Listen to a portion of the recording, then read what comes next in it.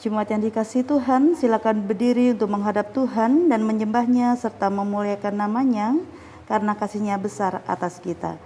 Jemaat mari bernyanyi dari KJ 358 bait 1 dan 3.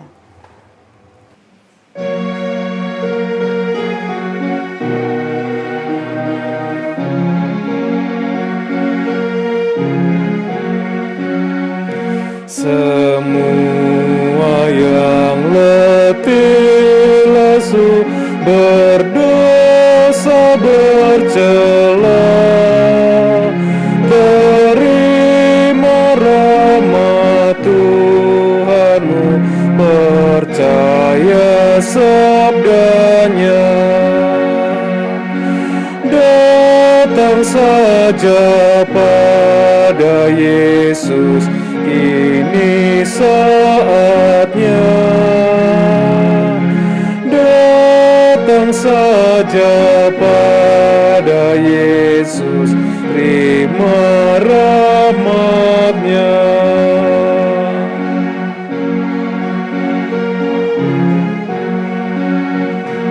Dialah jalan yang benar, kedamaian bakal. Percayalah kepadanya dan terima berkat-Nya. Datang saja pada Yesus, ini saatnya. Datang saja pada Yesus, terima rahmat-Nya. Jemaat yang dikasihi Tuhan, mari kita berdoa. Ya Tuhan Allah, kami jemaat-Mu berkumpul di tempat ini untuk memulai peribadahan kami pada hari ini. Kami mohon supaya Engkau memberikan penyertaan pada ibadah kami. Dimulai dari awal hingga akhir, biarlah hanya nama-Mu yang dimuliakan dalam jalannya ibadah kami. Serta biarlah Roh Kudus yang memimpin kami untuk kami beribadah sesuai dengan kehendak-Mu. Terima kasih Tuhan untuk penyertaan-Mu sepanjang ibadah kami. Haleluya. Amin. Jemaat yang dikasihi Tuhan, silakan duduk. Dan mari kita membaca Mazmur berbalasan dari Mazmur 73 ayat ke-25 hingga ayatnya yang ke-28. Siapa gerangan ada kepadaku di surga selain Engkau? Selain Engkau tidak ada yang kuingini di bumi. Sekalipun dagingku dan hatiku habis lenyap, Gunung batuku dan bagianku tetaplah Allah selama-lamanya. sebab sesungguhnya siapa yang jauh daripadamu akan binasa. Kau binasakan semua orang yang berzina dengan meninggalkan Engkau. Tetapi aku suka dekat pada Allah. Aku menaruh tempat perlindunganku pada Tuhan Allah, supaya dapat menceritakan segala pekerjaan-Nya.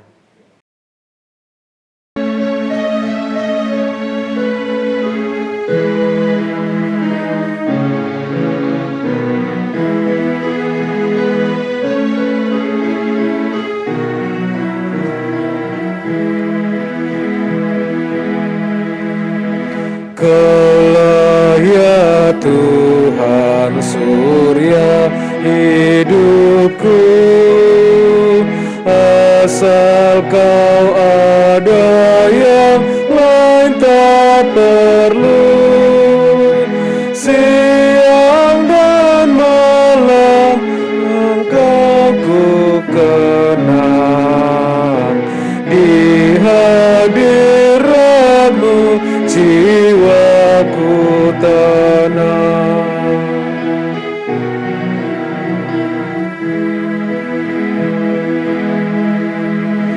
Kaulah hikmatku, firman hidupku. Kau besertaku dan ku serta-Mu. Engkau Bapa-Ku, aku anak-Mu.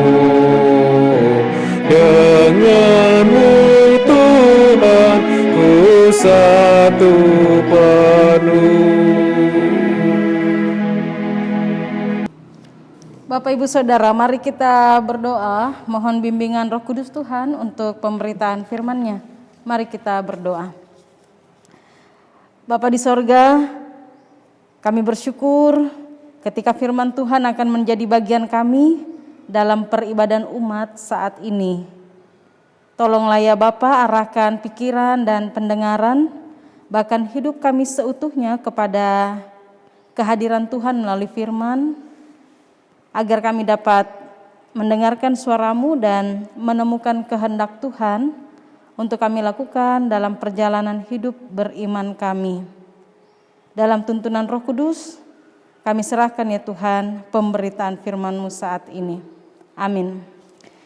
Jemaat Tuhan, marilah berdiri untuk mendengar firman Tuhan berdasarkan bacaan Alkitab dari Imamat 24 ayat 5 sampai ayat yang ke-9. Imamat 24 ayat 5 sampai ayat 9 yang mengatakan demikian.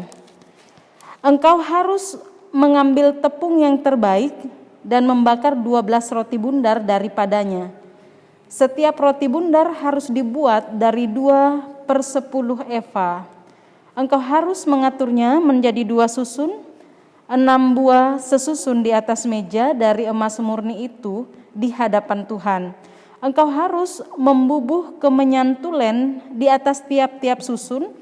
Kemenyan itulah yang harus menjadi bagian ingat-ingatan roti itu, yakni suatu korban api-apian bagi Tuhan. Setiap hari Sabat, ia harus tetap mengaturnya di hadapan Tuhan. Itulah dari pihak orang Israel suatu kewajiban perjanjian untuk selama-lamanya. Roti itu teruntuk bagi Harun serta anak-anaknya, dan mereka harus memakannya di suatu tempat yang kudus. Itulah bagian maha kudus baginya dari segala korban api-apian Tuhan. Itulah suatu ketetapan untuk selama-lamanya. Demikian pembacaan Alkitab. Berbahagialah semua orang yang mendengar firman Tuhan dan melakukannya. Terpujilah Tuhan Yesus. Hosiana. Hosiana, Hosiana, Hosiana. Jemaat disilakan duduk. Bapak Ibu Saudara, kitab Imamat berisi banyak peraturan yang diberikan Allah kepada Musa untuk disampaikan kepada umat Israel dan tentunya harus dilakukan di dalam kehidupan mereka. Peraturan-peraturan yang diberikan mengatur hubungan manusia dengan Allah dan juga manusia dengan sesamanya. Dan jika kita membaca peraturan-peraturan yang diberi, memang di dalamnya juga syarat dengan simbol untuk menerangkan sesuatu tentang Allah ataupun pengalaman umat dalam perjalanan menuju Kanaan. Perikop pembacaan saat ini menyampaikan tentang salah satu peraturan yang harus dilakukan oleh umat Israel kepada Allah. Beberapa hal yang dapat kita perhatikan dari pembacaan saat ini, yaitu yang bagian pertama, Bapak Ibu, ayat 5-9 ini merupakan bagian dari firman Tuhan yang disampaikan kepada Musa. Hal ini dapat dilihat di ayat 1 sebelumnya yang menyatakan di situ bahwa Tuhan berfirman kepada Musa. Dengan demikian jika bangsa Israel harus berbuat ini dan itu, maka tindakan tersebut bukan karena kehendaknya Musa, melainkan atas kehendak Tuhan yang disampaikan oleh Musa. Firman Tuhan yang disampaikan kepada Musa untuk dilakukan oleh bangsa Israel yang akan memasuki tanah Kanaan, artinya bahwa bangsa ini akan menerima pembebasan dan keselamatan dari Allah. Dengan adanya aturan yang diberikan Allah kepada umat Israel, semua itu supaya karya pembebasan dan keselamatan Allah itu tetap terpelihara dalam kehidupan mereka sebagai umat Allah yang kudus. Dan sekaligus membedakan bangsa Israel ini dengan bangsa-bangsa lain di sekitarnya. Umat dihentar dalam hubungan yang baik dengan Allah, umat juga dapat menghayati karya Allah yang membebaskan dan menyelamatkan mereka dari perbudakan di Mesir. Umat bersukacita dan sejahtera dalam kehidupan di tanah Kanaan. Itu bagian pertama. Lalu Bapak Ibu, bagian kedua, isi firman Tuhan kepada Musa khususnya dalam pembacaan ini yaitu disebutkan membuat 12 roti bundar yang terbaik. Roti bundar yang terbaik artinya roti yang dibuat ini tidak hanya sekadar dibuat begitu saja, melainkan ya tentunya punya bahan yang terbaik. Jadi Bapak Ibu, roti yang terbaik itu tepung yang terbaik itu berasal dari gandum. Lalu gandum yang terbaru yang pertama kali dituai itu memang dalam pemahaman mereka itu adalah milik Allah. Jadi jika memberi yang terbaik, maksudnya di sini katakan roti bundar yang terbaik itu tentunya dengan bahan yang terbaik itu, maka mau mengingatkan bahwa Allah itu adalah sumber berkat. Jadi ya beri yang terbaik kepada Allah sumber berkat itu. Selain bahan yang terbaik itu ada juga pengaturan yang sudah ditentukan atau ditetapkan oleh Tuhan. Adapun ketentuan yang dimaksud yaitu tertera sesuai pembacaan kita, dikatakan bahannya dari tepung yang terbaik, dibuat dari 2/10 eva, diatur 2 susun dan masing-masing susun terdiri atas 6 buah, lalu diletakkan di atas meja dari emas murni. Ada lagi di situ ketentuannya bahwa harus membubuhi dengan kemenyan di atas setiap susun. Tujuan dengan membuat roti bundar yaitu sebagai persembahan yang terus-menerus dilakukan kepada Allah dan mau mengingatkan mereka tentang berkat-berkat yang Allah berikan. Ketentuan selanjutnya, Bapak Ibu, dengan roti bundar yaitu dikatakan roti harus dimakan oleh Harun dan anak-anaknya. Itu yang bisa kita lihat dalam pembacaan kita di ayat yang ke-9. Harun dan anak-anaknya itu makannya di tempat yang kudus. Jadi Bapak Ibu, Harun ini adalah imam besar pertama di Israel dan tugas utama para imam Israel itu ada 2. Yang pertama, memelihara dan menjamin hubungan dengan Allah di tempat bait suci, kemah suci, dan kemudian bait Allah, di tempat ibadat yang suci maksudnya. Lalu yang kedua, tugas imam itu adalah membantu umat untuk menjadi kudus atau tahir. Jadi apabila umat membuat roti bundar, kemudian roti tersebut harus dimakan oleh Harun dan anak-anaknya, maka tindakan tersebut merupakan simbol persekutuan antara Allah dengan umatnya. Dari simbol ini kita memahami, Bapak Ibu Saudara, bahwa jalan yang disediakan Allah bagi umat supaya dapat bersekutu dengan Allah dan itu berlangsung terus sepanjang kehidupan mereka. Kalau kita baca di ayat 9 di situ menggunakan kata selama-lamanya. Nah, roti bundar yang harus dibuat oleh umat Israel dengan makna simbol yang saya katakan tadi, Bapak Ibu, itu menuju dan tertuju langsung pada Yesus yang telah menderita dan menyelamatkan kita dari dosa. Hal ini kalau kita baca di Yohanes 6 ayat 32 sampai ayat 35 tentang Yesus sebagai roti hidup.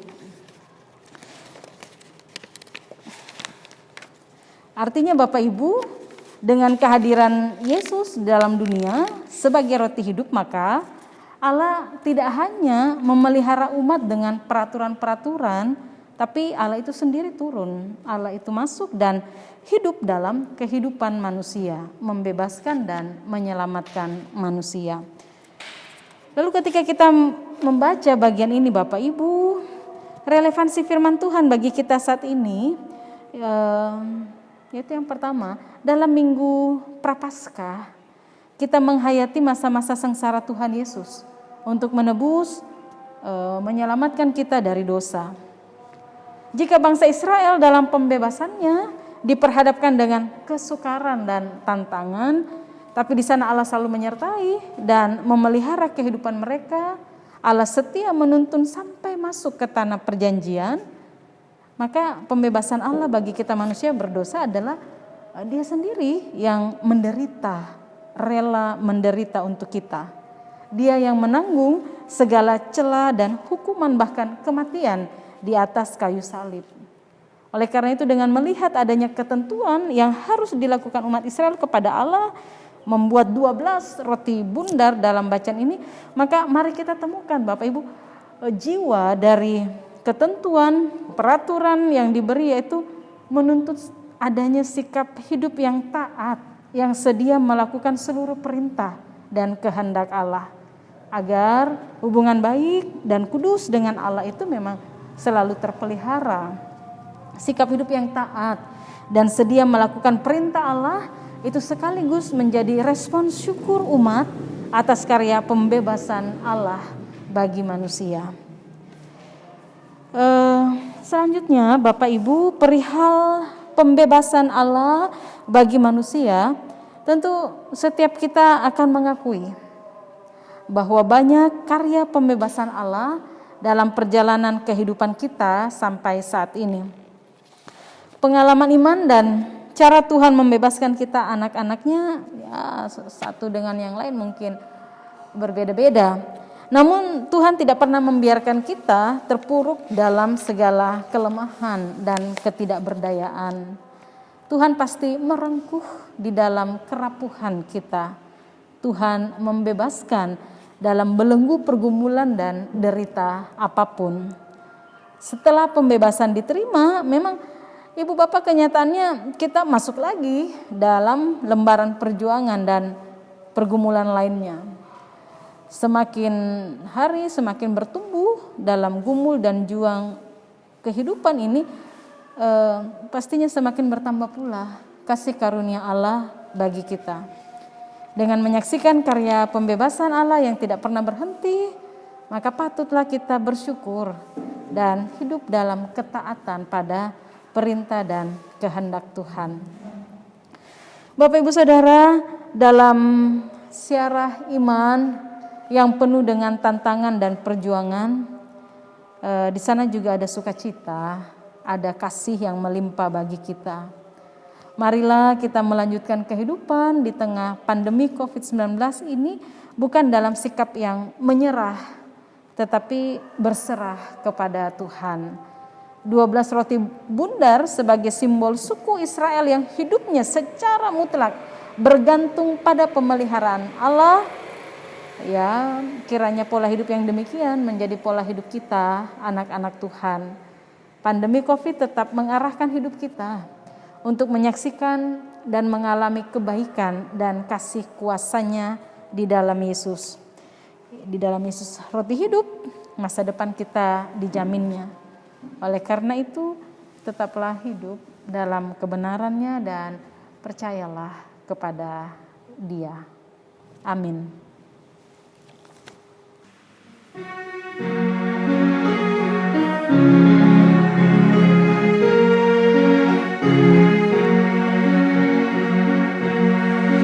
Ya Tuhan, tiap jam ku memerlukan-Mu.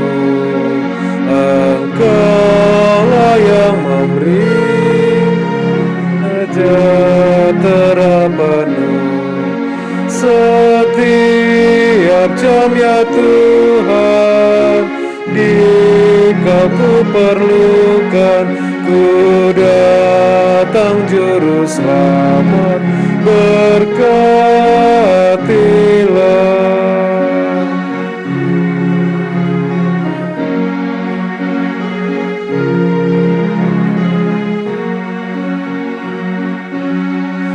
Ya Tuhan, tiap jam ku puji nama-Mu. Tuhanku yang kudus, kekal ku milik-Mu. Setiap jam, ya Tuhan, di-Kau ku perlukan, ku datang juru selamat, berkatilah.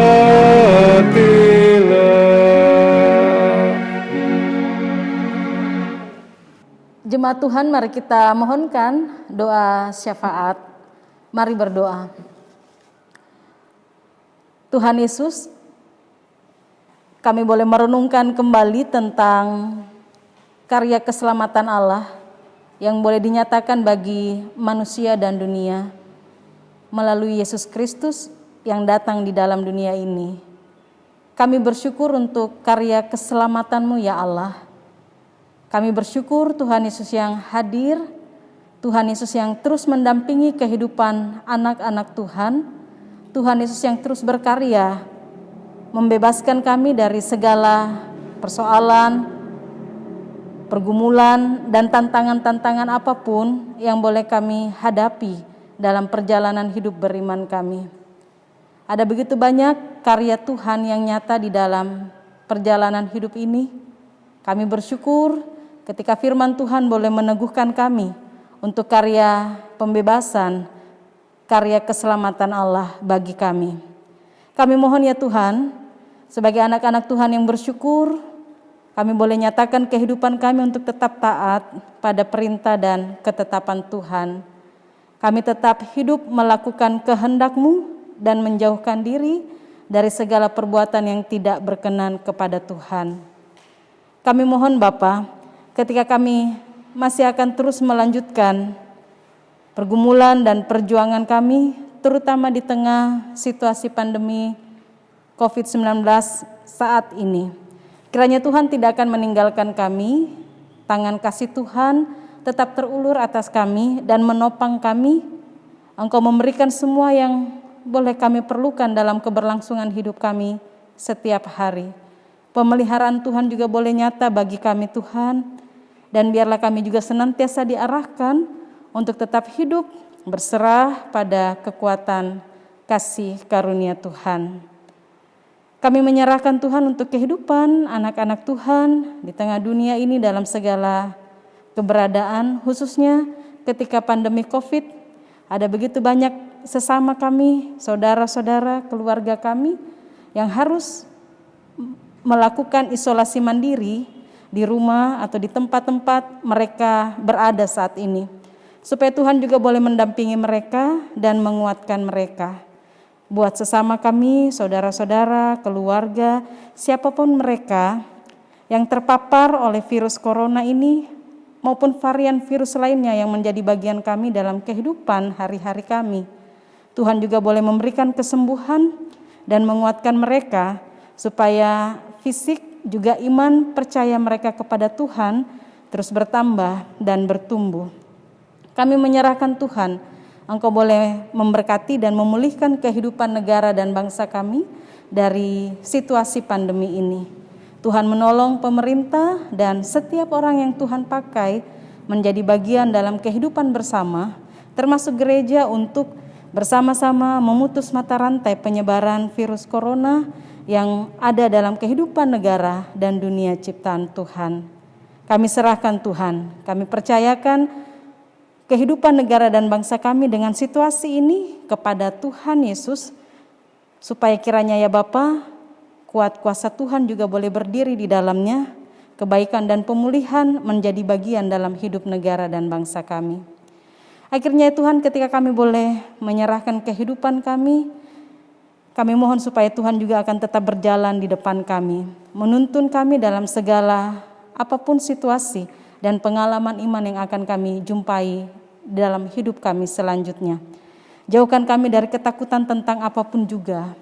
Tapi kehadiran Tuhan, penyertaan Tuhan membuat kami yakin untuk terus melangkah dalam satu kepastian iman.